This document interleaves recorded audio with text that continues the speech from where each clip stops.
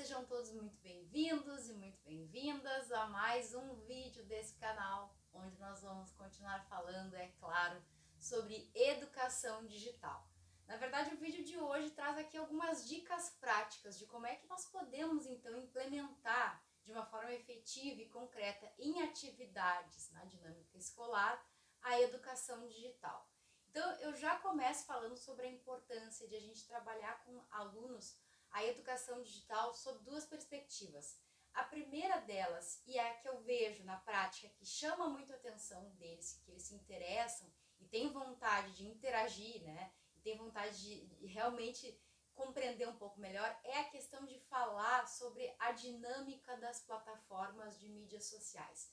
Explicar sobre o seu funcionamento, explicar sobre o seu formato, né? O seu design, que é feito de fato para chamar a nossa atenção, para fazer com que a gente fique cada vez mais tempo online, lembrando que as crianças e adolescentes, eles dedicam muito tempo às redes, como nós já vimos aqui em alguns vídeos anteriores, mas que eles principalmente dedicam tempo para uma atividade passiva nas redes, consumindo, né, apenas rolando ali o feed, sem uma interação direta, muitas vezes, né, e sem propriamente utilizarem as redes de forma ativa para trazer algum conteúdo, para fazer algum tipo de publicação.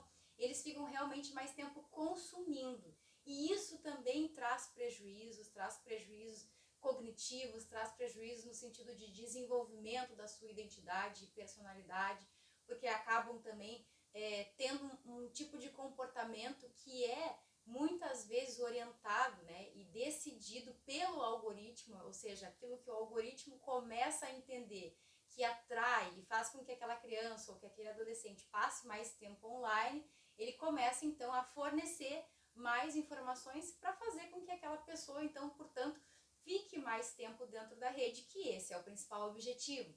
Então, isso a gente está falando de todas as plataformas, esse é o formato delas. Então, explicar essa dinâmica para eles, explicar o seu modelo de negócios, né? Explicar a questão de que as plataformas são gratuitas, mas que de fato a gente entrega informação e que esse é o principal valor, né? Essa é a principal moeda hoje em dia, se a gente assim puder falar, né?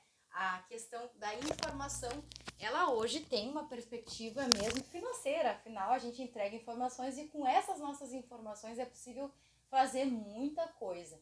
Então, poder explicar esses mecanismos, né, as formas de ativação do algoritmo, faz com que eles se interessem sobre o tema e faz com que eles, de fato, estejam mais atentos quando saírem desse contexto escolar, forem, então, portanto, para a sua vida, né, para a sua dinâmica fora da escola e tenham, então, mais atenção a esse tipo de comportamento. Essa é uma dica. Eu acho que até a abertura dos temas, né, para falar sobre educação digital deve começar com essa contextualização. E numa outra perspectiva, né, mais aprofundada sobre o tema, daí sim, trazer temas pontuais, coisas que acontecem nas redes, situações de cancelamento, julgamento, a própria questão do discurso de ódio, a disseminação das notícias falsas, esses cuidados aos perigos digitais devem ser trazidos para o debate em sala de aula, mas aí até um alerta importante, né? Claro que a gente sempre tem que trazer esses temas para debate, né? Para que a gente possa orientá-los também nesse sentido, mas cuidando com a capacidade de compreensão deles, né? Afinal, determinados temas podem ser gatilhos, determinados temas podem ser incompatíveis com o desenvolvimento deles, né? O desenvolvimento e compreensão. Então a gente tem que ter também esses cuidados com a faixa etária e com a capacidade de compreender aqueles temas trabalhados. Mas sempre que possível, trazer dinâmicas, situações que acontecem nas redes, situações que envolvem pessoas que eles acompanham, influenciadores, e com isso, a partir desse mote que já vai estimulá-los ao debate, trazer, sempre orientado por um educador ou alguém, né, que tenha a responsabilidade de conduzir esse debate, então, trabalhar o tema nessa perspectiva de diálogo, de debate. Então, o orientador, o educador pode trazer os argumentos favoráveis e contrários em relação àquele acontecimento, àquela situação, dividir a turma, né, para que eles, então, cada um possa, com base naqueles argumentos contrários e favoráveis, construir uma argumentação de modo a efetivamente entrar num debate com o outro pontual em relação àquele tema. E com isso, então, o que se ganha com esse tipo de atividade? Em primeiro lugar, a gente traz a questão que acontece nas redes sociais para o ambiente da escola, o que também faz com que eles tenham mais interesse em falar e refletir, debater sobre esse assunto, por si só já os interessa. Em segundo lugar, a gente oferecendo argumentos favoráveis e contrários e permitindo que eles construam argumentos, então, para poder trazer essa ideia num debate, faz com que a gente estimule a capacidade argumentativa deles, a gente estimula o crescimento e desenvolvimento de um pensamento crítico e, principalmente, a gente propicia um ambiente em que ambos têm espaço de fala, ambos têm a possibilidade de diálogo e que possam, então, se ouvir e ouvir a diversidade de opiniões e, com isso, ou acabar mudando de ideia ou confirmar o seu posicionamento, mas é de extrema importância proporcionar esse ambiente de diálogo. Por quê? Porque com isso eles então aprendem a se escutar. Isso é algo que a gente começa a ver cada vez menos nas redes sociais. E por isso esses embates, e por isso essa polarização, e por isso esses contextos de cyberbullying, de intolerância e de agressividade tão forte, especialmente nas redes sociais. Então a escola, ao trazer essa oportunidade e que várias escolas comecem a poder realizar atividades assim, o que a gente começa a ver? A gente começa a ver um ambiente em que essas bolhas começam a poder dialogar, porque nas redes sociais as bolhas ficam tão duras, tão recrudescidas, que esse diálogo às vezes é impossível de acontecer, né? Às vezes nem tem espaço para que isso aconteça, porque dentro daquelas bolhas todos aqueles argumentos fazem muito sentido, então fica difícil trazer um outro posicionamento. Mas quando a escola realiza uma atividade como essa, ela interfere na sua dinâmica escolar e diretamente ela interfere na sua dinâmica do contexto digital, que se refere à escola, mas que se refere a todos os usuários, todos que são crianças e adolescentes. E por esse exemplo, que parte das nossas crianças e adolescentes, outros usuários, o público adulto, né, vai acabar trabalhando essas ideias também, vai acabar aceitando essas ideias e a gente contribui, então, a escola contribui, então, para a construção de um ambiente digital mais democrático. Democrático no sentido de exercício da cidadania digital, de liberdade de expressão, sim, mas liberdade de expressão com respeito.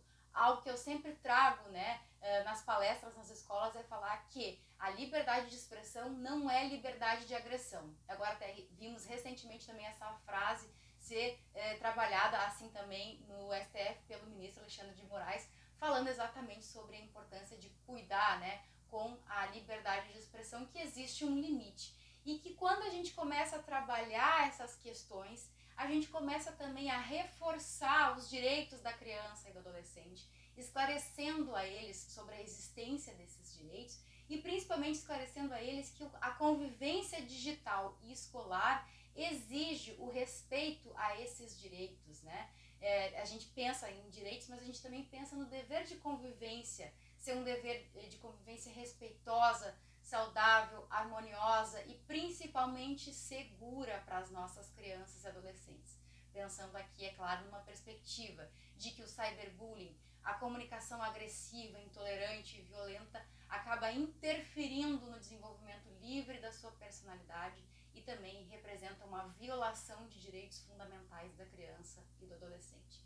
Então a ideia de hoje foi trazer um pouco mais sobre possibilidades, né, dicas práticas de como trabalhar esses temas que são de extrema necessidade, de extrema relevância, que precisam ser levados para a escola, porque a escola é o lugar próprio para estabelecer a prevenção, para estabelecer a educação digital, pensando aqui numa perspectiva de que a prevenção é o melhor caminho, né? A prevenção, ela acaba fazendo com que os danos não aconteçam, ou pelo menos tentando impedir e que se eles aconteçam em menor escala. E quando a gente vai falar de repressão, né, ou de conformar uma situação que já aconteceu, a gente vai estar tentando minimizar um dano, um impacto que já foi ocasionado.